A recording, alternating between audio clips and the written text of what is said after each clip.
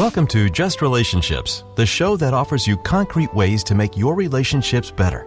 Whether it's your boss, your spouse, your children, or your friends, the quality of your relationships in life directly affects how you feel about yourself and the success you achieve. Your host, Dr. Duffy Spencer, a psychotherapist, telecoach, author, and seminar leader, will interview top experts to help you learn to manage this essential part of your life. And now, here's your host, Dr. Duffy Spencer. Greetings to you. Well, do you have a life purpose? Do you have a sense of what your purpose in life might be? Do you think it's important to have a purpose in life or to know what your purpose is? If you've never thought about it, if it intrigues you, what is the nature of my life's purpose? Stay tuned, because I'm very happy to introduce to you Rhys Thomas, who is the author of Discover Your Purpose: How to Use the 5 Life Purpose Profiles to Unlock Your Hidden Potential and Live the Life You Were Meant to Live. And Rhys is also the creator of the Rhys Method Life Purpose Profiles. Well, thank you for coming on Just Relationships, Rhys, and I am thoroughly intrigued. And would you say that most people think about having a life purpose? They don't when they're in survival. They're just surviving. It's actually when people get to that place where they've done all the surviving. They've worked really hard, and surviving sometimes means making millions of dollars. It could just be like whatever you're trying to do to make your mark in the world. And then at some point in our lives, people get to that, what I call the midlife crisis or the midlife calling, where the soul calls you a little bit more than the external world. And in that moment is when people tend to show up on my doorstep at the Rhys Thomas Institute of Energy Medicine, and in most therapists' office and things, where it's kind of like, oh, I've kind of had this deeper feeling like there's something missing, and I don't know if I'm actually living my purpose. Everything I do doesn't seem to, even though for some people, and like for me, when I was in my 20s and 30s, I was very, very successful at what I did, but it never really felt like it filled me, and it never sort of fulfilled the promise that it was supposed to fill.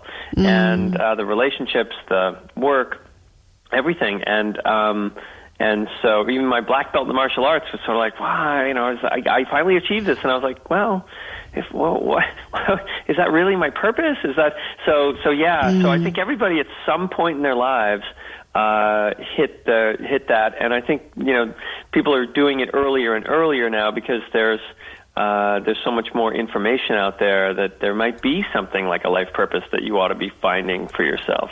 Wow.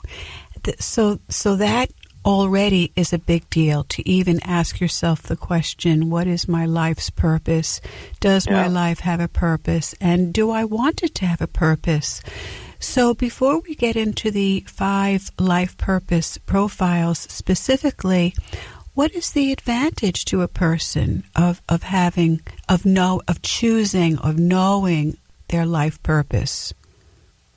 Well, the biggest one is peace of mind and a sense of inner peace, self-love. Pretty much everything that you would desire comes from a foundational understanding of who you are.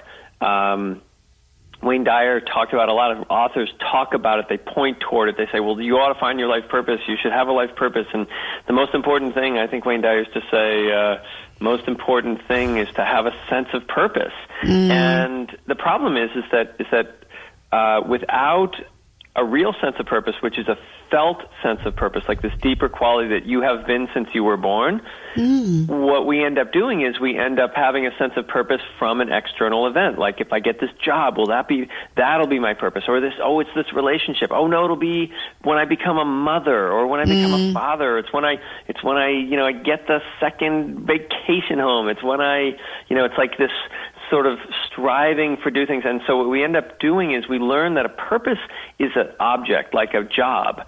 And so oftentimes in our culture, people will say, what's your life purpose? And they'll say, well, this is what I do for work. Mm-hmm. And your job is never your life purpose. Your relationship is, well, even though we're going to talk about this today, your relationships are an integral part of your life purpose, but they are not the life purpose itself. Mm-hmm. Your life purpose is a quality of being. It's something that's deep within you that makes you incredibly happy when you are being able to experience that. And I'd say that if your question was what's the most important reason for knowing your life purpose, is that when you know your life purpose, really know it, not just sort of like say, well, I'm a really good person, I'm really happy, which is sort of like it's a what I call a vow. In my book, I call it a vow, where you vow to always be something. That's not a life purpose. That's a fear of being all that you are. Mm-hmm. But the most important element, when you are actually able to embrace your life purpose, is that you can make choices in your life.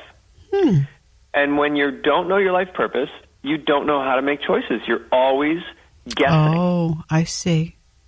So that's really the biggest. I mean, the biggest element is if you're having trouble right now making a decision whether you should be with this person or in this job, or how you should take care of your health, or how you should move on from here. Where should I live in this part of the world? For me, I just shifted 3 years ago to living in Spain because it just called me, and I found I had a wonderful relationship.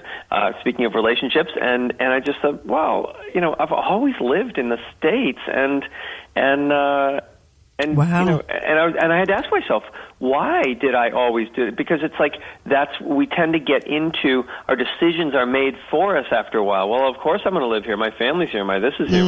My But when you are able to really know your purpose, and you have an opportunity in this moment to, for something to come up, you actually can refer to something deep within you rather than the way you've always done things. Wow. I'm excited about this, Rhys. So many people are indecisive. So many people don't make proactive decisions. They have decisions by default. Many people basically live to pay their bills and raise their children and aspire to give their children a better life than they have had. Right. Until the children go away, and then they're in the midlife crisis, and then they come see you or me and say, what did I miss? Yes. Wonderful. And then what they missed was their own purpose.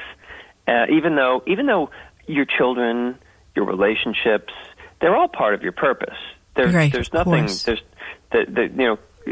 Almost always people have gotten some of their purpose, but their deeper purpose, the part that really makes them happy, that inner candle flame that can never flicker, is a quality that that is something that's innate and makes you happy. Just even thinking about it makes you happy. It's very exciting, and then once you determine it with the help of the profiles that you created, then it serves as a foundation and a guide for making important choices in life. Right, and also once when you read Discover Your Purpose, you learn that there are five. Very, very basically, there are five kinds of people in the world, and we all know them. They're the super creative people who are not always present, but their mind is always at work and spinning. And then there's the really super deep feeler type of people, the deepest sort of emotional and sensitive and gentle and quiet and very quiet voices, and they like to talk one-on-one. They don't like big groups, and so they have that quality. And then there are the people that are really warm and strong, and they're there for you, and they're always, if you ever need help or push your car out of the ditch, or you're sick and you need someone to bring food over, they're always there for you, and they're always they are the caretaking people in the world. And then there are the people that are the achievers, who aren't very caretaking necessarily, even though sometimes they are very good at whatever they decide to do, and caretaking may be one of them, but they're excellent at whatever they do. They're very good in school. They tend to be highly educated, and they are achievers through knowledge. And so we have people like that are also, and they're very athletic as well. They tend to be like the triathlete type of body, very, very lean and driven, and they're very driven people. And then we have the final one, which are leaders, who come in all of the shapes and sizes. But the difference between the other ones and the leader is that the leader always, it comes down to it, their motivation is always for themselves, but in a way that they're here to inspire other people. They're trying to motivate people to make change, to do to make things different, and they rarely, if you ever tell them what to do, they'll say, "Are you talking to me?" And it doesn't matter whether they are the super creatives like a Steve Jobs, or a Princess Di, who would be the charismatic leader. She's a leader in being soft and gentle.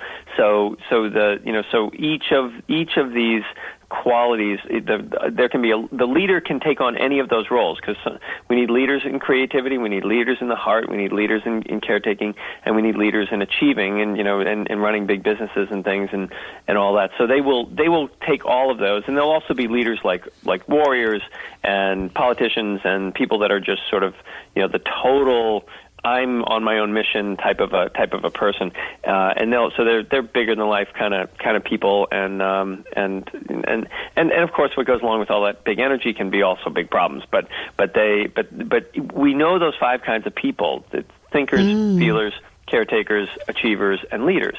We know those people, and we know that they're out there, and we know that they aren't actually like each other. And so when you read the book and you find out who you are and really understand that you're more than just the good qualities, you're also the bad qualities. Those days when you have a bad day, the part of you that you reject, which often gets pushed into the shadow, is actually just as important a part of you as the part that is loving and caring and at peace. So learning about yourself in that way through the Discover Your Purpose book is very powerful, because then you can also see others in the same way. And this is a relationship show, and the most important part of any relationship is understanding what motivates your partner, right? If you understand why they exist, what's their purpose in the world, you can totally stop arguing with them about trying to have them be more like you. Because if you have, let's say you're an achiever, right? And you're an achiever, and you like people that are organized and structured and driven and all of that, and you naturally are attracted to, which is often the case, that the achievers often naturally attracted, because they tend to sort of close their heart down and drive themselves. They tend to be attracted to the softer, more heart-centered, soft feelers, right? So they're attracted to that person energetically, because that person's their balance. But then they will spend almost the entire relationship trying to get that person to stop crying and not be so emotional, and what's the matter with you? And I mean, I already told you once I loved you this month. What's the matter? Right? Do I have to tell you again? And they struggle with that. And then, of course, the soft person in that same relationship, the deep feeler in that relationship, will look at this more driven, more rigid achiever, and say, and over time in the relationship say, "Oh my God, you're just heartless. You don't feel anything. What's the matter with you?" And rather than realizing that they both have very different purposes in life, and they both come to the heart in a different way. So being able to recognize others, recognizing yourself is self-love. Recognizing others is how you come into that deeper relationship. Beautiful, beautiful. And you're making so many important points, Rhys, that I just want to underscore. The idea that we are energetically attracted to people who are different from us. It's kind of like we have lost parts, and that person has those parts that we've lost, and we want to be whole. And somehow having union with this other person can help us gain these kinds of qualities. And then after the honeymoon stage is over, as you said, why can't you be more like me? And to just hate that person because they're not like you, and to even be insulted that they're not the way you want them to be in terms of your values, or as you would say, your purpose. Right. So this is one